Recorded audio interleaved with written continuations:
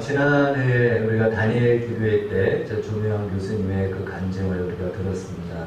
직접 이제 강사로 나와서 들었는데, 그걸 짧게 영상으로 이렇게 또 만들어서 우리가 볼 수 있었습니다. 쉽지 않죠? 45년 동안 한 아이에게, 한 사람에게 15달러씩 변함없이 보낸다는 것은 쉽지 않습니다. 그러나 그것이 하나님의 사랑이 그렇게 만들었다는 사실을 또 이렇게 발견하게 됩니다. 자, 오늘부터는 이제 우리가 구약의 사사기를 마치고 신약의 요한 1서에 대해서 좀 살펴보려고 합니다. 이제 구약 공부했으니까 또 신약도 우리가 공부해야 이 균형을 좀 맞추겠다, 이런 생각이 듭니다. 이 요한 1서는요, 요한복음을 기록한 사도 요한, 예수님의 제자 요한이 기록을 했습니다. 성경에 보면은 요한의 이름이 여러 나오는데, 그 중에 이제 신약의 대표적인 이름이 이 사도 요한과 세례 요한이 있습니다. 예수님이 오시기 전에 먼저 왔던 사람이 세례 요한이라고 그러고, 예수님의 제자는 또 사도 요한입니다. 바로 그 요한복음을 기록했고요. 그 요한이 이제 이 요한 서신까지 기록을 하게 됩니다.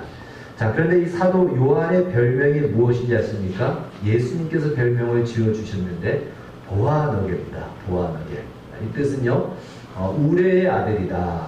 오늘 쉽게 얘기한다면 벼락의 아들이다, 이 뜻입니다. 벼락 친다 그러지 않습니까? 그러니까 급하고 참지 못하고 기분이 안 좋으면 버럭 화를 내고 난 뒤끝이 없다라고 하는 그런 사람들, 이 성질이 급한 사람들, 요한이 그러한 별명을, 예수님으로부터 그런 별명을 받았습니다. 그 형제 야고보와 함께 둘을 보아너게다, 이렇게 이야기를 했습니다. 그런데 이러했던 요한이 예수님을 만나고 난 이후에 그의 별명이 바뀝니다. 새로운 별명이 붙여지는데, 사랑의 사도 요한. 그래서 사랑의 사도 하면 요한을 우리는 꼽게 됩니다. 마치 우리가 그 작품 중에 나다네 호슨의 주홍글씨라는 그 문학 작품이 있죠. 거기에 보면은 이제 그 여주인공이 헤스터 프린인데, 그 헤스터 프린이 이제 그 불륜을 저질러서 결국은 아기를 임신하게 됩니다. 남자를 모른 채 임신하니까 부정을 저지른 거죠. 그래서 그 지역은 청교도 사이에서 이렇게 옷을 입고 여기다가 A를 크게 써서 항상 그걸 입고 다녀야 됩니다. 이 어덜트에서 간음이라는 뜻이죠. 그래서 저 사람은 지금 불륜을 저지른 사람, 저 사람은 부정한 사람. 그래서 사람들로부터 손가락질을 당하고 항상 그게 벌이에요. 그 옷을 입고 사는 것이. 얼마나 수치스럽습니까? 그런데 이 에스더 프린이 굉장히 헌신적인 삶을 삽니다. 어려운 자들을 도와주고 그 삭바라지를 하면서 그렇게 그 평생을 마을 근처에서 마을에 있는 어려운 사람들의 손수 도와주면서 살면서 그 A가 바뀝니다. 엔젤의 A로 바뀝니다. 그게 이제 이 주홍글씨의 작품의 내용이죠. 그래서 똑같은 A지만 이 별명이 바뀌는 거죠. 부정한 여자에서 천사로 바뀌죠. 사도 요한이 바로 이 벼락의 아들들이라는 그 별명에서 아주 성질이 못됐다, 우리말로 한다면 그 못된 성질의 소유자, 이 별명에서 사랑의 사도로 바뀌었다는 것입니다. 과연 무엇이 그로 하여금 그 사랑의 사도로 바뀌겠을까? 그것은 우리가 하나님의 사랑을 발견하고 만났기 때문에 그렇습니다. 그래서 바로 하나님께서 이 땅에 그 아들을 보내신 것, 예수님을 이 땅에 보내신 이유가 무엇인가? 무엇이 예수님을 이 땅에 보내게 하신 그 원동력이 무엇인가? 사도 요한은 그것을 요한복음 3장 16절 명상에도 나왔죠. 하나님이 세상을 이처럼 사랑하사, 그 답을 사랑이다라고 답을 주고 있습니다. 그리고 이제 요한 1서에서 우리가 앞으로 살펴보겠지만, 여기서는 하나님은 사랑이라, 아예 하나님을 사랑으로 정의를 내리며 하나님의 사랑을 아주 풍성하게 설명해 주고 있습니다. 그리고 이제 그것이, 그 사랑이 단순히 우리의 관념이 아니고 우리의 신앙과 삶의 자리와 우리 교회 공동체에서 경험되어져야 되고 누려져야 되고 그 사랑이 확인되어져야 되고 증거되어져야 된다라는 것을 가르치기 위해서 쓴 것이 요한일서입니다. 다른 말로 이 요한일서라는 것은요, 요한의 서신을 받는 그 당시의 초대 교회들인데 그 교회 공동체 안에 같은 신앙을 고백을 하고 같이 예수를 믿는데도 불구하고 뭔가 이 하나님의 사랑에 대해서 왜곡하고 있고 오해하고 있고 그 사랑을 받아들이지 않고 있는 어떤 문제가 있었던 것이죠. 그래서 기독교 신앙이란, 하나님이란 결국 무엇인가, 그 사랑에 대해서 이 요한이 가르치고 또 이렇게 알려주고 있는 것입니다. 이것은요, 오늘 우리에게도 동일한 문제죠. 어느 교회를 가든지 항상 시험이 드는 첫 번째 이유가 무엇입니까? 이 교회는 뭐가 없어요? 사랑이 없어. 이것이 어느 교회를 가든지 다 첫 번째 시험이 되는 겁니다. 우리 교회는 오셨던 분들이 다 사랑이 많다, 이렇게 이야기를 합니다. 아멘이십니까? 네. 이제 그것이 우리의 그냥 분위기와 우리의 좋은 마음이 아닌 하나님의 사랑에서 흘러나온 사랑이어야 된다는 것을 우리는 이 요한서신을 통해서 발견하고 확인하는 그런 시간이 되었으면 좋겠습니다. 교회사 역사 내내 항상 교회는 이 문제로 시험에 들고 이 문제에 동착하게 됩니다. 그래서 같이 신앙생활을 했는데 어떤 문제로 인해서 원수가 되는 경우가 있다는 거죠.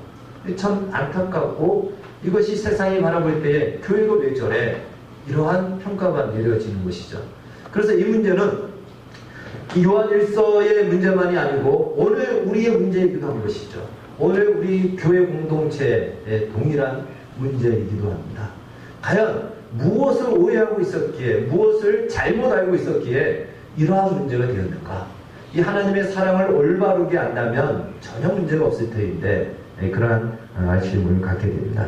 따라서 우리가 이번 요한일서를 우리가 공부하면서 이제 여러분과 제가 받은 구원이 무엇인가, 우리의 신앙에 있어서 중요한 구원이 무엇인가, 하나님의 사랑이 무엇인가, 교회는 어떠한 공동체여야 되는가, 이러한 근본적인 문제를 한번 되새기고 돌아보면서 우리 교회 공동체와 우리 개인의 신앙이 이 올바른 하나님의 사랑의 이 풍성함으로 넘쳐나고 또 이것이 흘러가는 그러한 기회가 되기를 주의 이름으로 축원합니다. 그다음에 우리 주변에 보면요, 기독교 이단들이 상당히 많이 있습니다. 대놓고 이제는요 포교 활동을 합니다. 신천지도 뭐라고 이름을 자기들이 붙였냐면 아름다운 공동체, 아름다운 사람들 신천지, 이렇게 이름을 붙여서 전도활동을 하고요.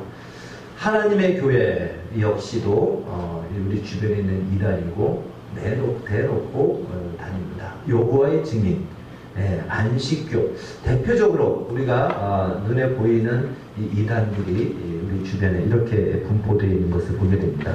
그 외에도 굉장히 많죠.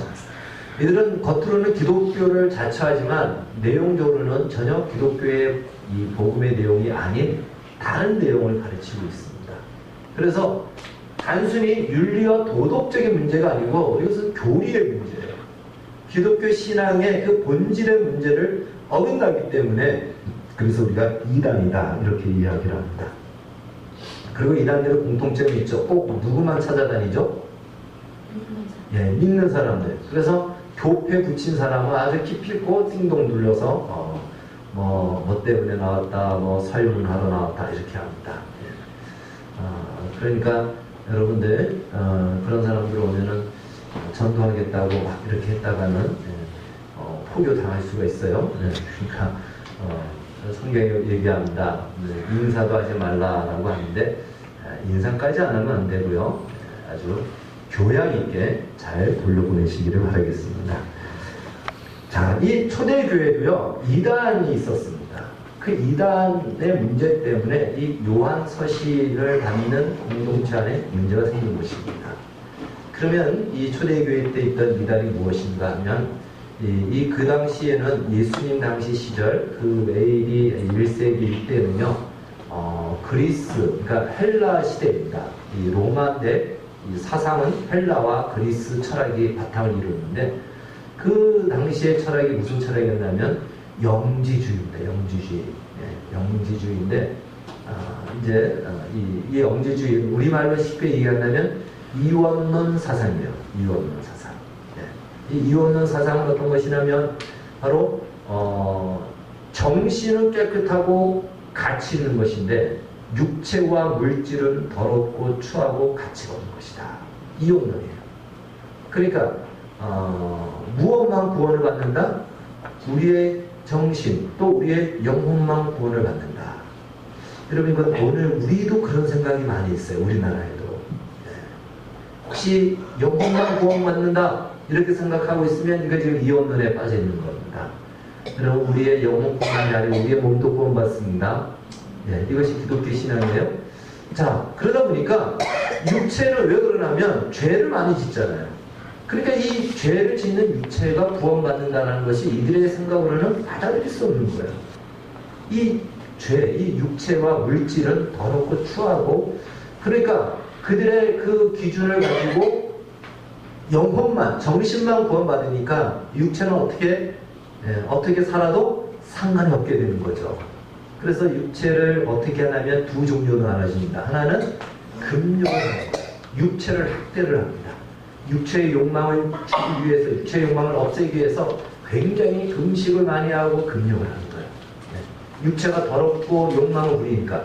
또 하나는 육체는 구원받지 않으니까 육체는 어떻게 살든 상관없다. 그러니까 방탕하게 사는 거예요. 네.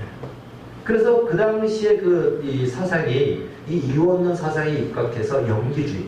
바로 우리의 구원은 영혼만, 정신만 구원을 받는 것이고 이 육체는 정신을 가지고 영혼을 가두는 악한 것이다. 부정한 것이다. 이러한 사상이 팽배했던 것입니다.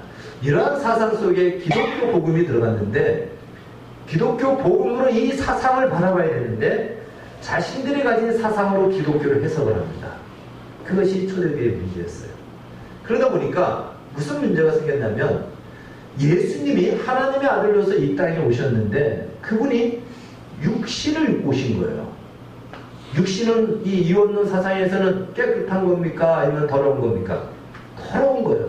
근데 어떻게 하나님의 아들이신 하나님이신 그분이 더러운 육신을 입고 올 수 있느냐? 이거는 받아들일 수 없는 거예요.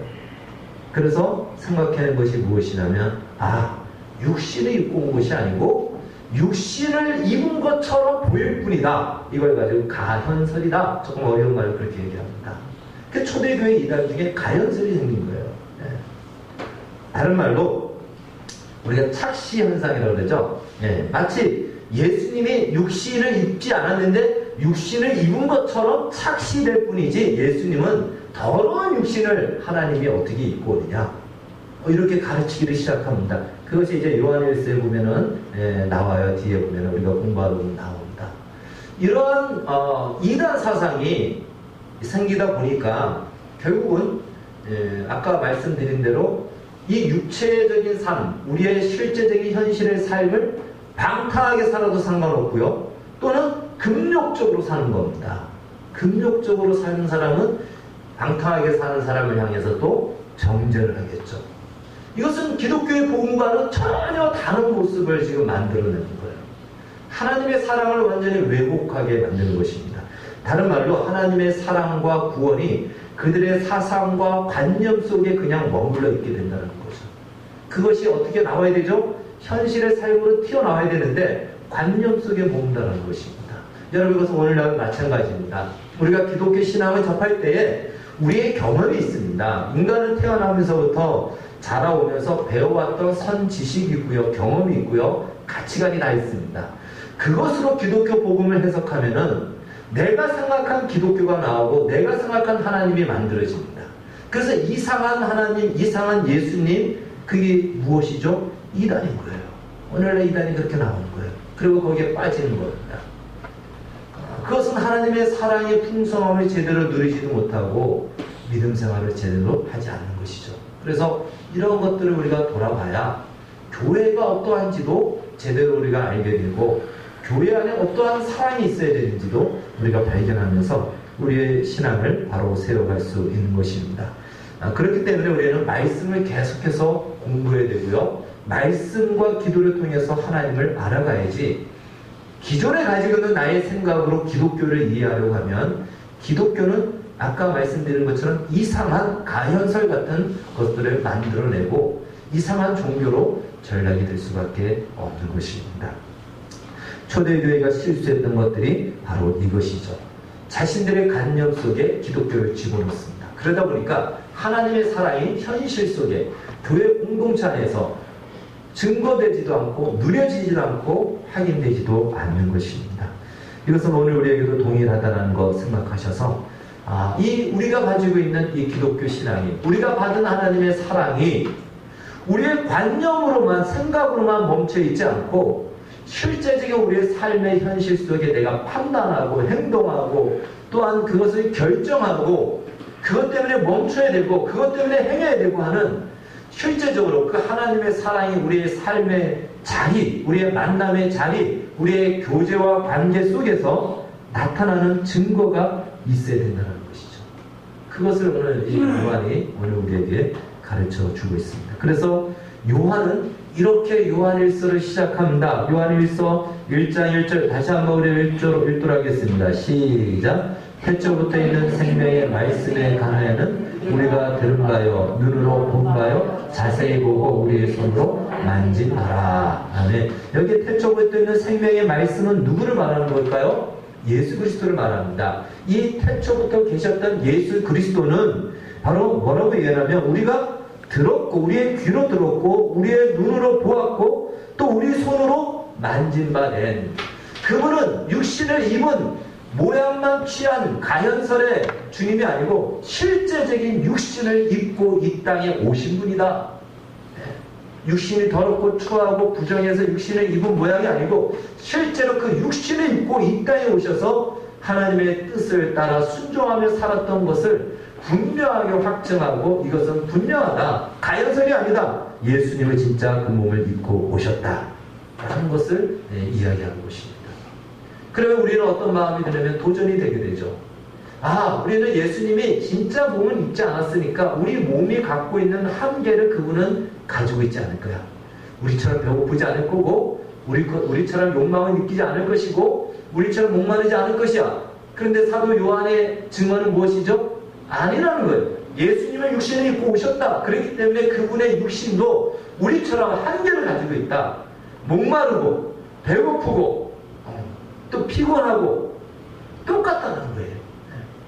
똑같이 우리가 받는 유혹도 경험하고 유혹도 받고 그 욕망의 유혹도 받고 똑같다는 거예요. 그 한계 속에서 어떻게 해야 될지 모르는 그 예수님, 우리도 똑같죠. 근데 우리는 예수님을 이렇게 분류하면서 어떻게 합리화시킵니까? 예수님이니까 하고 우리는 어쩔 수 없어. 내 몸은 어쩔 수 없어. 내 마음은 원하지만 내 몸은 어쩔 수 없어 하고 우리가 우리 마음대로 살고 죄를 짓는 것을 합리화시킨다는 거예요. 여러분, 우리가 죄를 안 지을 수는 없습니다. 그러나 합리화시켜서는 안 된다는 거예요. 그건 죄인 거예요. 우리가 100% 완전하게 살 수는 없지만 그럼에도 불구하고 예수님은 그러면 어떻게 사셨느냐? 여러분, 예수님은 사흘을 안 먹어도 배가 안 고픈 몸일까요? 아닙니다. 그분도 똑같이 배고파요. 그분은 미모의 여자를 보면은 그냥 알아서 눈이 감기는 분일까요? 좀 그랬으면 좋겠습니다. 그래서 제가 눈 감고 여기서 설교를 해야 될 것 같네요. 그렇지 않다라는 것이에요. 그분은 가시를 찔러도 뭐 피도 안 나오고 아프지도 않고 그냥 꿋꿋하게 가는 분일까요? 그렇지 않다는 것입니다. 똑같다는 거예요. 그분도 똑같이 그분도 그 육체의 한계 속에서 어떻게 할 줄 모르니까 어떻게 했죠? 눈물을 흘리며 기도하며 그 길을 갔다는 겁니다. 하나님의 뜻을 따라서 살기 위해서 그분이 밤을 새고 새벽에 기도하고 하나님의 은혜와 성령의 힘입어 그 길을 갔다. 그리고 우리는 그 자리로 부르고 있다. 신앙이란 우리의 관념 속에 있는 것이 아닌 우리의 삶의 자리, 현실의 자리에서 어찌할 바를 모르는 우리의 한계 속에서 예수님이 가신 그 길을 우리도 부름을 받고 있는 것이다. 이것을 사도 요한이 오늘 가지고 있는 것입니다. 그것이 우리의 마땅한 책임이며 우리가 살아내야 될 삶의 목표이며 또한 표준이며 실체이며 증거라는 것입니다. 그것을 가르쳐 줍니다. 이것을 위해서 예수님께서 친히 모범이 되셨고 33년의 이 육체의 한계의 삶을 살아내신 것입니다. 그런데 그분이 그렇게 사신 이유가 무엇인가? 바로 그분은 이 세상의 주인이신 그 주인이신데 하나님이신데 그분이 주인으로서 군림하고 또한 억누르고 그리고 강요한 것이 아니고 그분이 이 땅에 오신 것은 희생하고 섬기기 위해서 이 땅에 오셨다. 그것이 하나님의 사랑이라는 것입니다.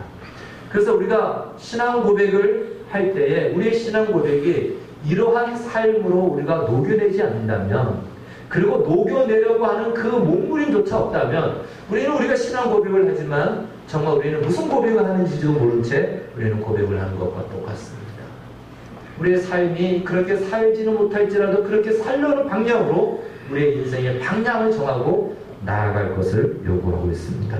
요한복음에서는 이것을 이렇게 말씀하고 있습니다. 요한복음 14장 8절에서 12절 같이 읽겠습니다. 시작! 빌립이 가로되 주여 아버지를 우리에게 보여주옵소서. 그리하면 족하겠나이다.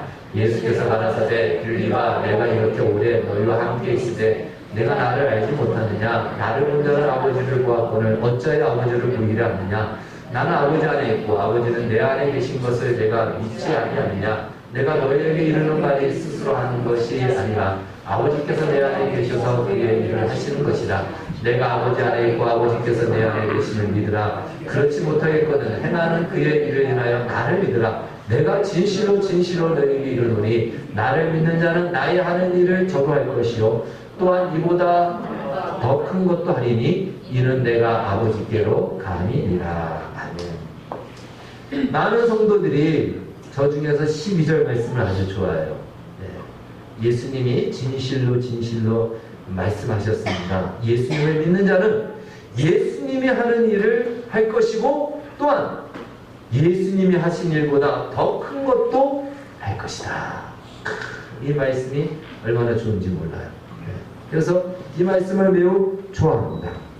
그런데 사실 저기서 예수님이 하신 일을 한다는 것을 우리는 어떻게 이해하냐면 대부분이 기적을 행하는 것을 생각해요. 병자를 고치고 귀신을 쫓고 죽은 자를 살리고 이런 기적을 행하는 이 일을 예수님이 하신 이 일도 우리가 할 수 있다. 이렇게 이제 가르치기도 하고 또 행하기도 합니다. 틀린 것이 아닙니다. 맞습니다. 능히 그렇게 할 수 있습니다. 믿음으로 일들을 이뤄낼 수 있을 것입니다. 그러나 저기서 말씀하시는 것은요, 그 말씀이 조금 더 본질적인 의미가 있습니다. 예수님의 마태복음 12장 28절에서 말씀하시기를 내가 하나님의 성령을 힘입어 귀신을 쫓아내면 하나님의 나라가 이미 너희에게 임하였느니라. 이런 말씀하셨어요. 다른 말로 뭐냐면 지금 귀신이 쫓겨나간다는 것은 귀신이 쫓겨나가는 그것이 중요한 것이 아니고 하나님의 나라가 임하였기 때문에 귀신이 쫓겨나가는 것이다. 그러니까 중요한 포커스는 무엇이죠? 하나님의 나라라는 거예요. 귀신이 쫓겨나가는 놀라운 능력이 아니고 지금 하나님의 나라가 임하였구나. 하나님의 나라가 우리 가운데 도래했구나.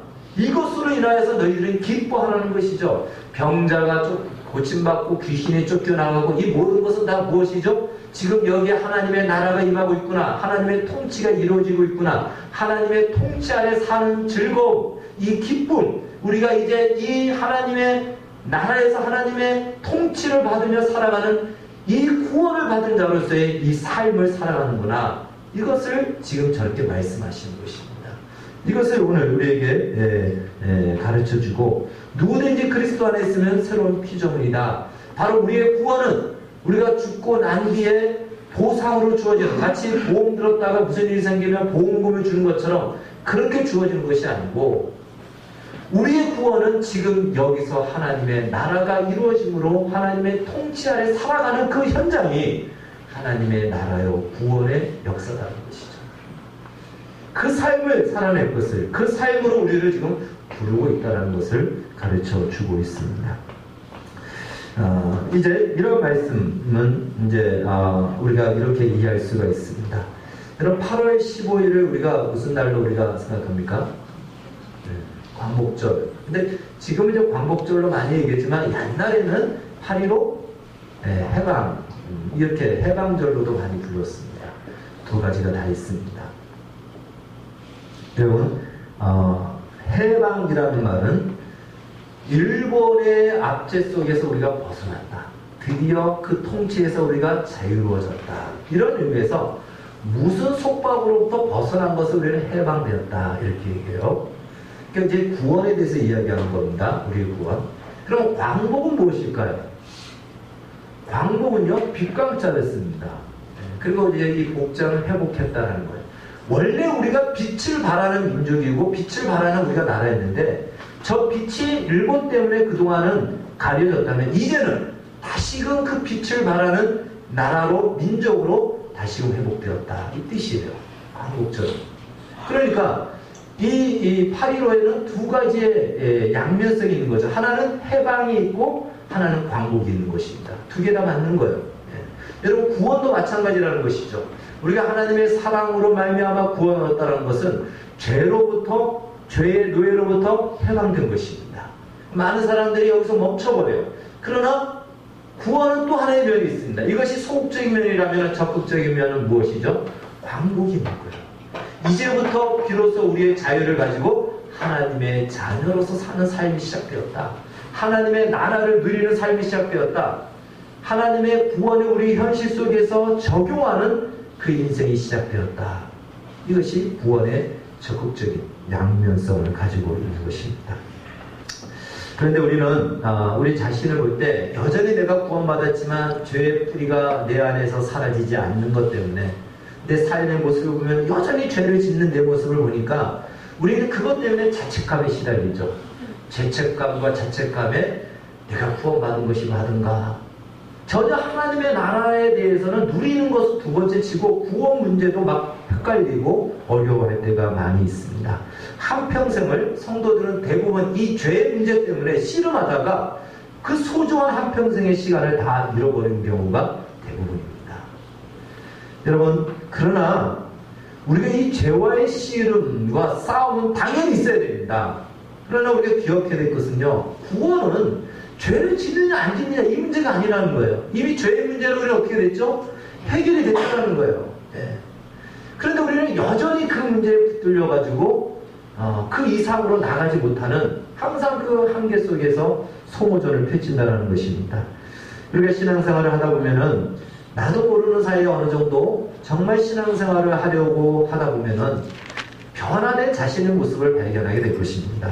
이전의 모습과 비교해 봤을 때 시간이 지날수록 내가 절제도 하고 참기도 하고 인내할 줄도 알고 전에는 내가 죽기 살기로 싸워서 이겨야 됐는데 이제는 양보할 줄도 알고 또 져줄 줄도 아는 그 여유도 생기고 그것이 신앙인 것 같아. 그것이 믿음인 것 같아. 그것이 하나님이 기뻐하는 것 같아. 전에는 나밖에 몰랐는데 이제는 좀 주변도 돌아보게 되고 인생 속에서 이루어지는 어떤 그 원숙함도 있겠지만 우리는 이것이 다 예수 그리스도 안에서 하나님의 말씀에 그 근거를 두고 그렇게 변화되는 우리의 모습을 보면서 이것이 바로 내가 구원받은 적극적인 마치 광복의 삶을 사는 것처럼 하나님 통치를 받으며 하나님의 나라를 살아가는 삶이라는 그것을 우리는 자각해야 되고 인정해야 된다는 것입니다. 여러분, 씨가 심기면 바로 그 자리에서 열매를 맺는 경우가 어디 있습니까? 싹이 나고 줄기가 자라고 그 다음에 또 가지가 나고 그리고 무수한 이 시련의 과정을 거쳐서 마침내 열매가 맺듯이 우리의 신앙도 그 과정이 있다는 거죠. 그래서 쉽게 섣부르게 교회를 나오고 예수를 믿는 사람을 단번에 저 사람 교회 다니면서 이제 교회 다니는데 예수 믿는데 왜 전에 이렇게 우리가 단정할 수 없는 것이에요. 해서는 안 된다는 것입니다. 여유가 생기는 거예요.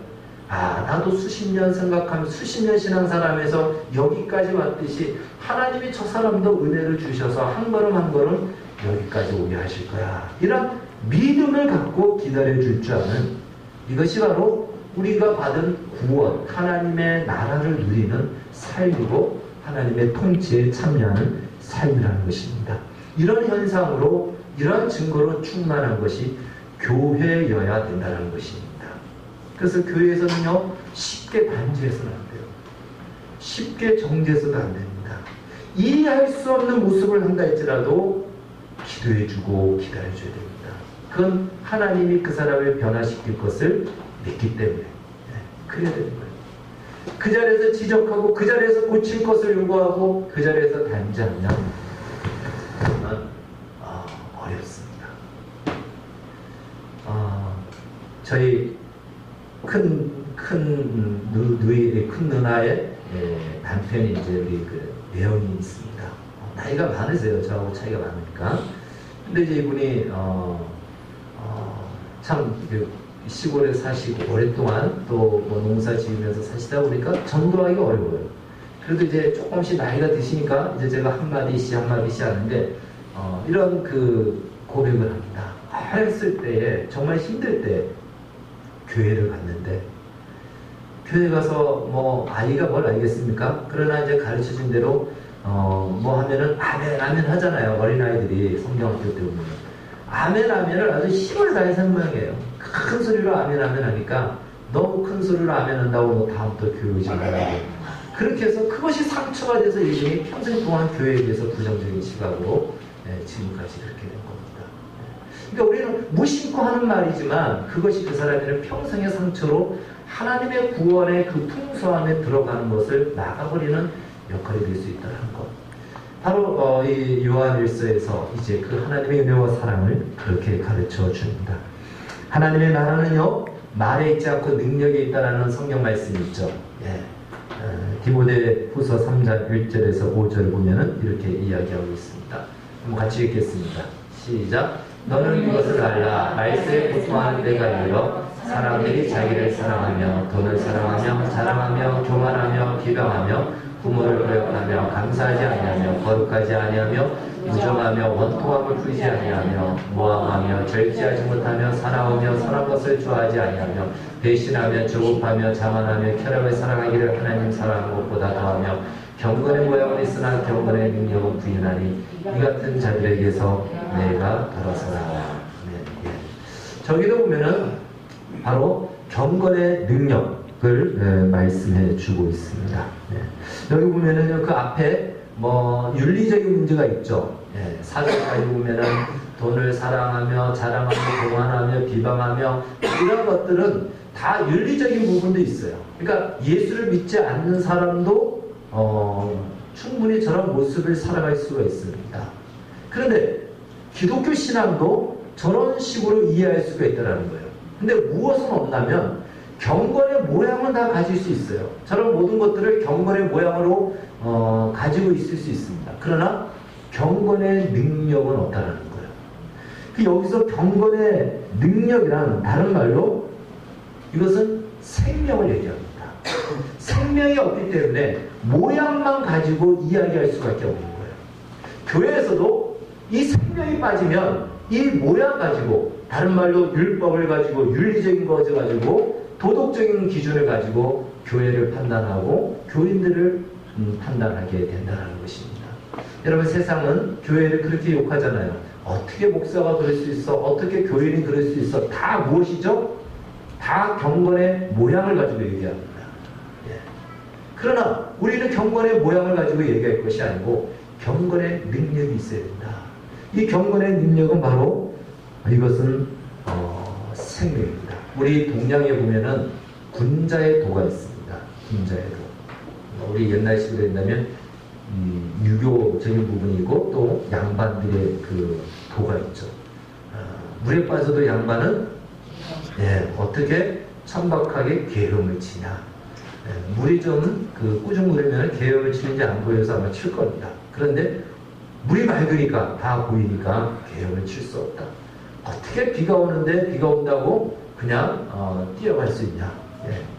그러니까 군자의 도가 참 멋진 것도 있죠. 멋진 것도 있어요. 어떻게 그런 천박한 행동을 하고 말을 할 수 있냐. 아무리 위험해도 지킬 걸 지켜야지. 이 멋진 모습도 있습니다. 그러나 그걸 따져보면은 그 안에 파고 들어가면 무엇이냐면 자존심입니다. 자존심이에요. 그래서 어떻게 그럴 수 있냐라고 해서 그럴 수 없다라는 자신을 부각하며 그렇게 하는 그들은 천박하다라는 것으로 그렇게 대조하고 비교하죠. 이것이 이 사람이 만들고 가지고 있는 군자의 도라고 얘기하는 거예요. 여러분, 우리가 가진 의, 우리가 가지고 있는 도, 우리가 가지고 있는 신앙은 그런 것이 아닙니다. 이 군자의 도는 자기는 그럴 수 없다. 자기는 지킬 것이다. 그러니까 자기의 뿌리를 둔 거예요. 자기의 자존심의 뿌리를 둬서 죽으면 죽었지 내가 그런 천한 꼴을 보지 못한다. 이것이 군자의 도죠. 자존심의 문제입니다. 그러나 여러분과 제가 받은 의와 도는 무엇이냐? 우리의 노력에서 나온 것이 아닙니다. 우리의 자존심에서 나온 것도 아닙니다. 예수께서 우리에게 주신 의입니다. 하나님의 은혜와 사랑으로 우리에게 준 의를 우리에게 입혀주신 것입니다. 그래서 우리는 이 의의 기준을 가지고 바라봐야 되는데, 이 의를 입었음에도 불구하고 인간의 의의 기준으로 사람을 분별하고 경건의 모양으로 사람을 분별하고 판단하고 정죄한다는 것입니다. 여러분, 우리가 받은 의는 어떤 의죠? 하나님이 우리에게 주신 의는 어떤 사랑이고 어떤 의입니까? 그것은 경건의 능력이요 생명에 속한 것입니다. 우리가 잘 알고 있는 솔로몬에게 두 여자가 찾아왔습니다. 한 아기를 두고 서로 자기 아기라고 주장하는 거예요. 여러분, 암만 그래도 자기 아기를 자기가 알까요, 모를까요? 알죠. 압니다. 우리 둘째 태어났을 때 신생아실에 있다가 이제 가끔씩 간호사가 이렇게 데리고 오잖아요. 근데 우리 애기 데려다 주세요 했는데 데리고 왔는데 뭔가 좀 달라요.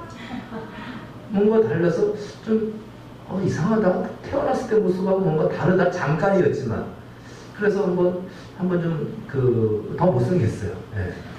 그래서 뭔가 아니다. 그래서 한번 확인해 달라고 이게 표 딱 보더니 다른 애 데리고 왔네요. 그런 거예요. 네. 네. 우리 우연이가 다른 아이로 바뀔 뻔했습니다. 네. 금방 아는 거예요, 자기 아이를. 그런데 우기는 거죠, 여자가. 그러니까 솔로몬이 어떻게 합니까? 칼로 반으로 잘라서 반반씩 나눠주라. 그러니까 진짜 생모가 뭐라고 그럽니까? 아닙니다. 저 아이를 그냥 저 여자한테 주십시오. 다른 말로 경건의 능력이란, 그리고 우리가 받은 의란 무엇이냐면 사람을 살리는 겁니다. 대신 자기가 손해보는 거예요. 이것이 하나님이 우리에게 베푸신 사랑이요, 하나님이 우리에게 베푸신 의라는 것입니다. 여러분, 세상에서는 이러한 의를 찾을 수가 없어요. 세상에서 의는요, 오늘 우리 시대에 지금 우리나라에 우리가 많이 듣고 있잖아요. 요즘 이 지금 정권이 가장 많이 쓰는 말, 정의를 세우기 위해서 뭘 한다? 적폐청산. 이 불의를, 옳지 않은 것을 드러냄으로 말미암아 내가 옳다라는 것을 드러내는 것이 이 세상의 의입니다. 그 이상으로 의를 말할 수가 없어요. 세상은 아닌 것도 나쁜 것으로 만들어내야 내가 의의 자리에 있다라고 이야기하는 것이 세상의 의입니다. 그러나 하나님의 의는 그렇지 않아요. 그래서 세상은 공의와 사랑을 묶어내지 못합니다. 결코 묶어내지 못합니다. 그러나 성경은, 하나님은 사랑과 의를 하나로 묶어냅니다. 하나님의 사랑의 의요, 하나님의 의가 곧 사랑입니다. 이 신비, 이것이 우리가 받은 구원이요, 이것이 우리가 얻은 의라는 사실을 오늘 가르쳐 주고 있습니다. 이제 말씀을 정리합니다. 오늘은 이제 서론격인데요. 초대교회는요, 이 이원론의 관점으로 신앙을 해석했습니다. 그러다 보니까 자기들의 가치로 기독교 신앙을 만들어낸 거예요. 거기서 나온 것이 가현설입니다. 그러니까 우리의 생각과 기준으로 기독교를 이야기하면은 이상한 기독교가 나오게 되어 있습니다. 괴물이 나올 수 있고요, 처참하게 사람들을 다 죽여버릴 수도 있는 것입니다. 그래서 우리는 철저히 우리의 생각과 기준이 아닌 하나님의 말씀에 근거하여 우리의 시각을 맞춰야 됩니다. 그 안에서 하나님의 사랑과 하나님의 의를 우리가 풍성하게 경험함으로 말미암아 우리의 신앙이 경건의 모양이 아닌 경건의 내용, 하나님의 사랑으로만 주어지는 이 생명에 관하여, 그리고 이 생명의 영역에 속한 것이 우리가 가진 의라는 것을 꼭 기억하시기를 바라겠습니다. 이번 요한 1서를 통해 우리의 신앙 고백을 근본부터 우리가 돌아보면서 우리가 가진 신앙의 의미를 되새기고 우리 성도와 신자된 참대한 내용으로, 참다운 이 신자의 내용으로 우리가 채워가면서 신자의 의의가 무엇이며 신자가 정말 자랑할 것이 무엇이며 우리가 구원받은 것이 해방된 것으로 끝이 아니고 하나님 나라의 적극적인 그 영광과 충만함에 참여하는 능력을 우리에게 지금 부어주고 있다는 그 기회를 우리에게 주고 있음을 알고 이 하나님의 은혜를 누리며 살아가는 우리 모두가 되어지기를 주의 이름으로 축원합니다. 기도하겠습니다. 하나님 감사합니다. 하나님의 주신 은혜와 사랑을 우리의 경험과 우리의 기준과 우리의 생각으로 제한하다 보니 이상한 기독교를 만들어내고 이상한 신앙생활을 하게 됩니다. 우리의 생각보다 훨씬 크고 넓은 하나님의 은혜와 사랑을 알게 하여 주셔서 우리의 현실의 삶을 능히 그 안에서 하나님의 사랑을 경험하고 누리며 또한 증거하고 그것으로 충만한 우리 가정과 교회 공동체 되게 하여 주시옵소서. 예수님의 이름으로 기도하옵나이다. 아멘.